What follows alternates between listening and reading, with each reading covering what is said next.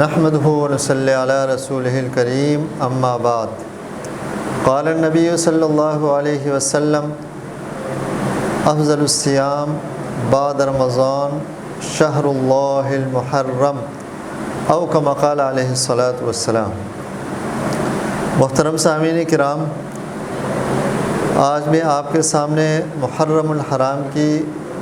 اہمیت کے حوالے سے گفتگو کروں گا۔ محرم الحرام کا مہینہ بہت سارے وجوہات کی بنا پر فضیلت کا حامل ہے۔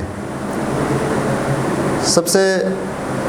پہلی بات یہ ہے کہ محرم الحرام سے اسلامی سال کا آغاز ہوتا ہے۔ یکم محرم الحرام جیسے شروع ہو جاتا ہے تو نئے اسلامی سال کا آغاز ہو جاتا ہے، تو اس وجہ سے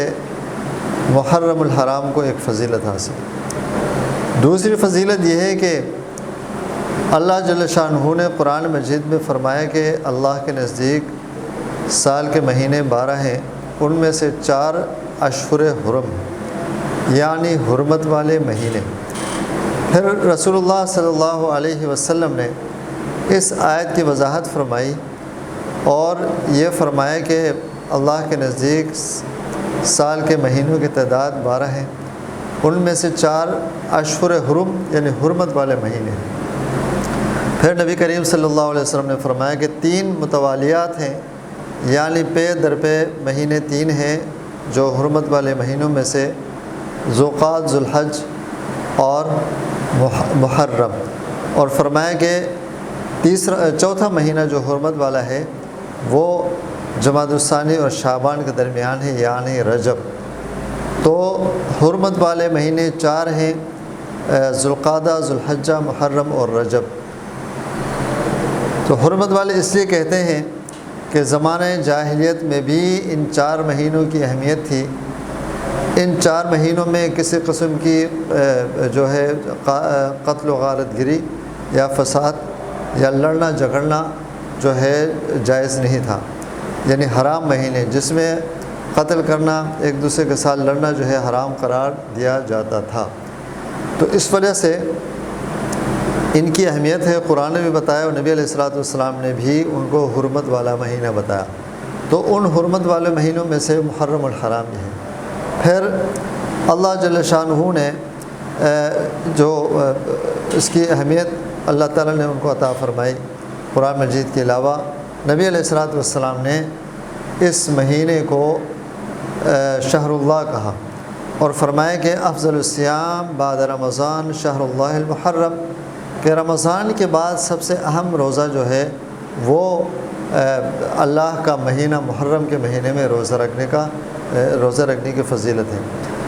تو نبی علیہ الصلوۃ والسلام نے محرم کو شہر اللہ فرمایا کہ اللہ کا مہینہ ہے، تو اس سے بھی جو ہے اس مہینے کی اہمیت کا اندازہ لگایا جا سکتا ہے۔ پھر اس میں عاشورے کا دن ہے، اور عاشورے کا دن جو ہے یہ اس میں نبی علیہ الصلوۃ والسلام نے روزہ رکھنے کا اہتمام فرمایا اور سنت قرار دیا۔ تو جب تک رمضان کے روزے فرض نہیں ہوئے تھے اس وقت تک جو ہے عاشورے کا روزہ فرض تھا، اور جب رمضان کے روزے فرض ہوئے تو پھر عاشورے کا روزہ جو ہے وہ فرض نہیں رہا بلکہ مستحب یا مسنون رہا، جو رکھنا چاہے رکھے، نہ رکھنا چاہے نہ رکھے۔ نبی کریم صلی اللہ علیہ وسلم جب مدینہ منورہ تشریف لائے تو وہاں کے یہود عاشورہ کا روزہ رکھتے تھے، 10 محرم الحرام کا روزہ رکھا کرتے تھے۔ تو نبی علیہ الصلوۃ والسلام نے ان سے پوچھا کہ آپ یہ روزہ کیوں رکھتے ہو؟ تو انہوں نے کہا کہ اس دن یعنی 10 محرم الحرام کو اللہ جل شانہ نے حضرت موسیٰ علیہ السلام کو فرعون سے نجات دلائی تھی، تو اس کے شکرانے کے طور پر ہم اس دن کا روزہ رکھتے ہیں۔ تو نبی کریم صلی اللہ علیہ وسلم نے فرمایا کہ پھر تو ہم اس کے زیادہ حقدار ہیں، ہم حضرت موسیٰ علیہ السلام کو ہم بھی ماننے والے ہیں، ہم ان کے حقیقی پیروکار ہیں، لہٰذا ہمیں بھی یہ روزہ رکھنا چاہیے۔ چنانچہ نبی علیہ السلام نے بھی صحابہ سے فرمایا اور خود بھی اس دن روزہ رکھا کرتے تھے۔ چونکہ اس میں یہود کے ساتھ ایک قسم کی مشابہت تھی، صرف ایک دن وہ بھی یہود بھی رکھا کرتے تھے روزہ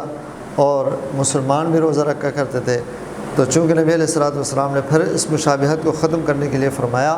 کہ آئندہ سال اگر میں زندہ رہا تو انشاءاللہ 9، 10 یا 10، 11 محرم الحرام کو یعنی 2 روزے رکھوں گا، چونکہ یہودی 1 دن روزہ رکھتے ہیں، ہم 2 دن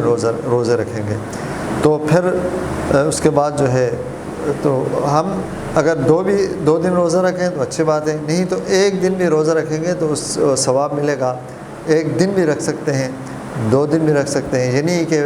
2 دن رکھنا ضروری ہے، فرض ہے، اور اگر 1 دن رکھیں گے تو اس کا ثواب نہیں ملے گا، 1 دن روزہ رکھنے سے بھی ثواب ملے گا۔ تو یہ اللہ جل شانہ نے محرم الحرام کے اندر بہت ساری خصوصیات رکھی ہیں۔ تو اللہ تبارک و تعالی ہم سب کو جو ہے ان دنوں کی اہمیت کو سمجھنے اور خاص طور پر جو ہے 10 محرم کو، 9، 10 محرم کو یا 10، 11 محرم الحرام کو جو ہے روزہ رکھنے کی ہمیں توفیق عطا فرمائے، کیونکہ اس روزے کے بارے میں نبی کریم صلی اللہ علیہ وسلم نے فرمایا کہ عاشورہ کا جو روزہ ہے اس کے بارے میں اللہ سے یہ امید ہے کہ انشاءاللہ جو شخص یہ روزہ رکھے گا تو یہ روزہ اس انسان کے 1 سال کے گناہوں کے لیے کفارہ بنے گا، یعنی 1 دن کے روزہ رکھنے سے اللہ جل شانہ 1 سال کے گناہوں کو معاف فرمائیں گے۔ تو اللہ تعالیٰ سے یہی امید رکھ کر انشاءاللہ روزہ رکھیں گے، اللہ تبارک و تعالیٰ اجر عظیم عطا فرمائیں گے اور پھر جو ہے ہمارے گناہوں کو معاف فرمائیں گے۔ اللہ تعالیٰ ہمیں دینی احکامات کو، تعلیمات کو صحیح سمجھنے اور نبی علیہ الصلوۃ والسلام، صحابہ کرام کے نقش قدم پر اور ان کے طریقے پر، ان کی تعلیمات کے مطابق زندگی گزارنے کی توفیق عطا فرمائے۔ وآخر دعوانا الحمدللہ۔